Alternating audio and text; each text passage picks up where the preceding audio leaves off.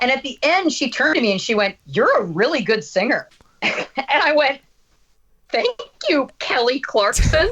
Now, today's guest is someone we are very excited to welcome to Chaos Radio. She is not only the comedy actress who kept us entertained as characters such as Dina on the hit sitcom Superstore, but she's also a podcast host and a singer-songwriter who has recently launched her debut album, Call Me When You Get This. So please give a big Chaos welcome to Lauren Ash, everybody. Hi, Lauren. Hi, it's such a pleasure. Thank you for having me. So let's start at the beginning. Like, how has life been since we've last seen you on our screens? Listen, it's been such an interesting journey with Superstore specifically because we started that show in 2015, I want to say. And, we were airing on NBC in America and we did okay, but it was 2021, the top of 2021. We're in the pandemic and they put the show on Netflix all over the world. And that was when everything changed. And, it was funny because we had just gotten canceled in December 2020. And then January 2021, we go onto Netflix and, millions of people around the world were discovering the show for the first time. So it was such a bittersweet kind of time because it was like this thing that we love is coming to an end as people are just discovering it for the first time. Yeah. And, so it's been interesting because obviously I was on another show called Not Dead Yet for 2 seasons. I've been hosting a baking show in Canada. I've been working on music. I've had so many things on the go, but Superstore is kind of this constant theme because again, it's for a lot of people, they discovered it, within the last 4 years, when in reality it has been a part of my life for 14 years. So it's beautiful. It's so wonderful. And people really love the show and they really love Dina, which is a gift. It's a gift to be like that. Well, I've got to hold my hands up. I am one of those who was very late to the party. I would say maybe probably in the last 12 months, in the last year even, I've got into it. And when I tell you, I just absolutely love it. I really do love it. Does it make you kind of frustrated that it didn't go onto Netflix sooner and you think maybe it wouldn't have got cancelled if this surge in popularity came almost sooner? Yeah, it's such an interesting thing because it's not on Netflix in the US, which is so interesting. They have it on Hulu and Peacock there. So it's only on Netflix in the rest of the world. And it is one of those things where I feel like we're constantly like, don't you see how many people are obsessed with this show? Like, bring us back.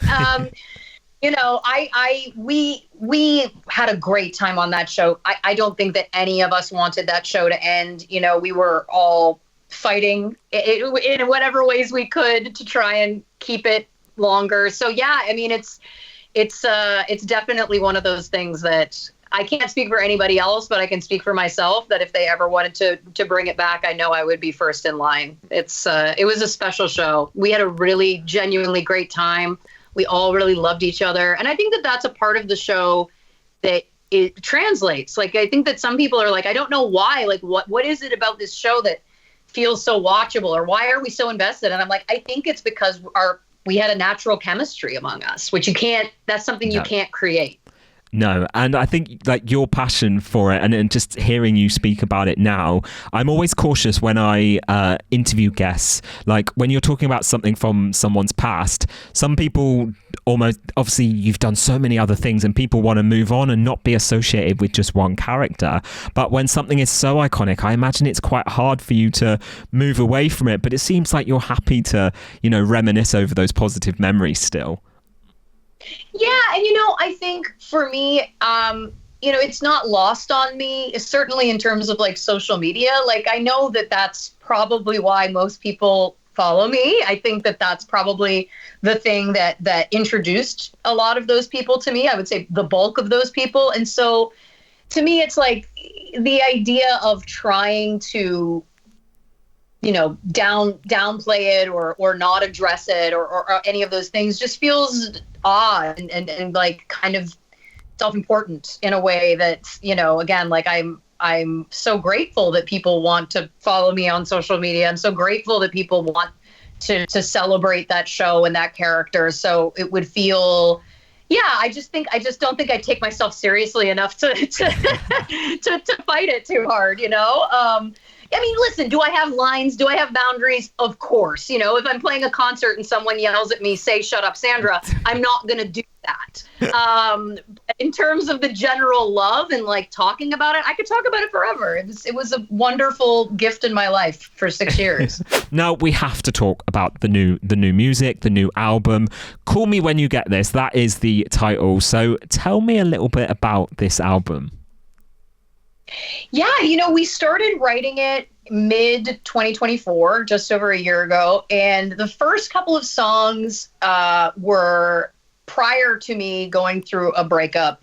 And then I went through what was easily the most devastating breakup I've ever experienced. And I remember calling my producers, Aaron and Jesse, and I was like, buckle in, boys. We're writing my jagged little pill, whether we like it or not. Let's go. And so it was interesting because I've been through many breakups in my life, but this was the first time I feel like I really experienced true heartbreak.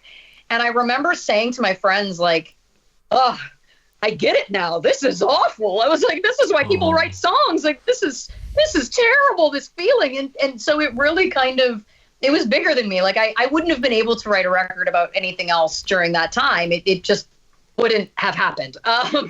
So, but what I really found kind of fulfilling about the process was, you know, a song like Diet Coke and Lexapro, for example, it doesn't sound like anything else on the record. It is completely different. It almost has like a dance vibe to it, which is so far from me and the music that I typically write. But it was written at a time where I was out of my mind. I was legitimately not me, right? And what I love about that song so much is that not only are the lyrics kind of reflective of that experience, but musically it reflected that experience. Because again, it was like, this is not, and I remember when we were, you know, going through the songs that we had, and it was like this conversation about like, does this fit on the record? And I was like, I think this is the thesis statement of the record. To me, it's like, we start there, say, this is buckle in, this is what we're about to do. And then we tell the story. Right. And so, I really loved that process, and the only other thing I'll say, because I could literally talk about this forever, but I was very passionate about using the real snippets of audio. I had felt compelled to document myself during the breakup. I don't know why. I think it was because it was such an extreme experience for me. I was like, I don't want to forget what this was like. And so as we were putting the record together, I go, okay, what day did I write Diet Coke and Lexapro? All right, I'm going to go back in my videos and see, like, did I film myself around that time? And I had. And so that's when I started kind of like pulling these little snippets of audio, which we then used as the interludes on the record, because I liked the idea of like really kind of giving additional emotional context, that it was like, this is not like, I'm not writing about a breakup I went through 5 years ago. Like, this is what was happening at this exact moment in time. Because those are my favorite records, the ones that are like, this is a specific moment. Yeah, and the thing I love about this, and I'm not like making joke or making light of anything, because like you said, you poured your heart into this, and like this is real life experience through this heartbreak. But when you think of like other artists, like your Adele's and your Taylor Swifts that are talking about heartbreak through their lyrics, you know, it's all very lyrical. I've listened to your and you are mad. I don't know who this person is who hurt you, but basically, you know, just to quote some lyrics here, there's some hard hitting statements. I hope you die soon and all this stuff. And I'm like, yes, Lauren. I went into a writing session at one point, and one of my producers, Aaron, he sat me down and he's like, I just want to flag for you that right now we have 2 songs that say, I hope you die, or thinking about you dying. And I was like, that's fine. But he's like, that's cool. He's like, I just needed to flag it for you. Yeah, you know, I think, you know, because also obviously some of the songs like, you know, The Day I Got Over You and Cool Story Bro, like obviously there's a very tongue-in-cheek comedic kind of vibe to those songs, which is obviously a huge part of who I am. I feel like, you know, for me, it would have felt disingenuous for the record to be all serious. And it also would have felt disingenuous for it to be all jokey, right? Like I'm neither one nor the other. I'm both. And so I think for me, I was like, yeah, what does it look like through this lens? What does it look? And the answer is, it looks like Diet Coke and Lexapro, but it also looks like, the day I got over you, and the wild lyrics in that song. So yeah, I like the idea of like what my version of Adele or Taylor Swift would be, and this is it. This is what it is through my personality and lens. You're obviously based in Canada at the moment, but you've got a lot of love for the UK. I know you were in London recently, weren't you? And is there plans for more to come from you? And because obviously you have a strong UK fan base. Here's what I'm going to tell you. I was not in London. I was in London, Ontario, Canada. There was a lot of mix-up on the internet because people thought I was coming to the UK. Yeah. Here's what I'll tell you. I have to say, and I am not pandering at all when I say this, my supporters in the UK are incredible. I honestly have so many people in my comments are like, when are you coming to the UK? Like, tour in the UK. So I put up a little survey because I'm a bit of a go-getter. I don't know. I'm somebody that like sees something and I want to do it and then I make it happen. And so I put up a little survey and I was like, hey, UK, here's some cities. Where would you come to see me if I came over there? And in less than 24 hours, I had over 2,000 responses. I literally had put up one post about it. And so the truth is, what I'm telling you is that I am doing my best to try and make this happen because I would absolutely love to come and play shows over there, to meet people. I know there's a very large fan base, obviously, for Superstore and for my podcast, True Crime and Cocktails.